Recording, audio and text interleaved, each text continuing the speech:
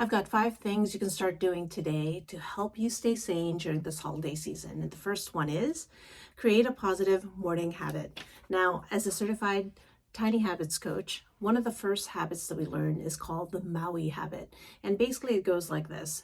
After you get up in the morning and your feet hit the floor and you stand up, say to yourself, it's going to be a great day, and do a power pose or some sort of positive body movement that seals that habit.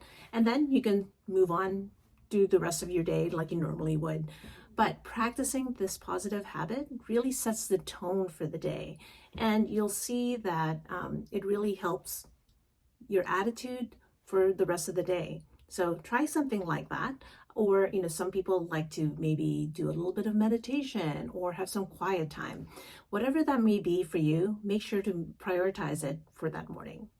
The second thing is eat real food. Now, eating real food, sounds like if you're eating the standard American diet, this might be a little bit tough for you, but you can always start small.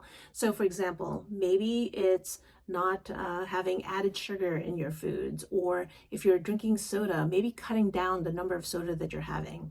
But ideally, you want to look at your food and just say, okay, is it real food? Has it been overly processed? And those are the types of things that you want to stay away from throughout the day. And given the holiday season, you're going to be tempted by a lot of cakes and goodies, and there's just going to be a lot of things. So you want to pick and choose what you decide you're going to eat. And for the most part, if you're eating real foods, then it's okay to have that occasional cupcake or occasional cookie, or maybe even a slice of fruitcake. Keep in mind that you want to eat real food most of the day. The third thing that you should do is, or you can do, is move more often. So if you already exercise and you say you exercise for an hour every morning, that's fantastic. But this is really about moving more often throughout the day. If you exercise in the morning, but then you sit at your desk all day long at meetings or working on a project or whatever, it's actually worth trying to spend a few minutes breaking up those hours and just doing a little bit of movement. So like right now, I can stand here and talk to you and just do some knee ups and do this for a few seconds. And this just helps get the blood circulating again, gets my hips and joints moving. And if you do this enough throughout the day, you'll find that your body is less stiff and you'll actually start to feel a little bit better. And speaking of movement, let's use that finger to actually tap the like button and potentially subscribe so that you know when I upload the next one. I said I'd make this quick. So the fourth one is make a list. And that list can come in different forms. So I have a journal that I use. And what I do is I make a list of 3 things that I'm grateful for. That helps me, again, that whole positive attitude. It's so easy to get wrapped up in the crazy of the holiday season, whether it's looking for gifts, moving from one event to the next. Make a list of the things that you're grateful for. That helps center you and helps you focus on what's important. Another type of list that you could do is, what do I need to do?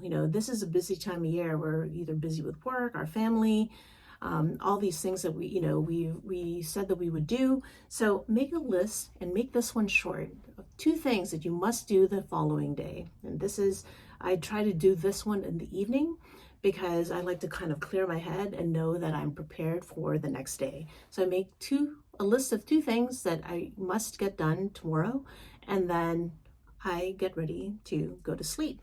And speaking of sleep, the last one is breathe deeply. Yes, we all breathe throughout the day, but the likelihood is we're not really breathing that deeply throughout the day unless you're doing heavy exercise.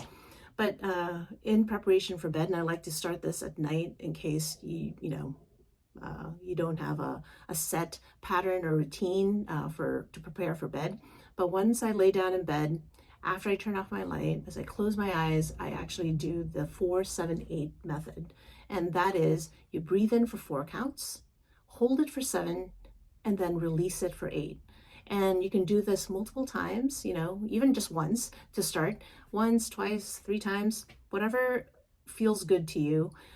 But having this, it kind of really helps, one, open up your lungs, and then also helps you relax and lowers your heart rate and prepares you better for bed. And once you do this exercise more consistently, you'll find that you actually end up doing it more often throughout the day. And it does wonders, especially if you're maybe in a stressful meeting and you just need a moment. That 478, again, less than 20 seconds, you can actually get your heart rate down, and it gives you just that moment to relax before responding to a comment or, maybe responding to an email. Anyway, those are the 5 things that you can do. In the description below, I'll leave a link to sign up for a free guide on how to identify sugars in your food. So make sure to take a look at that. And if you also sign up for that, you'll also be one of the first people to know when my 21-day program will be launching. It's a program based off of ancestral principles, and you can go at it at your own pace. But make sure to sign up below, and I will see you on the next one.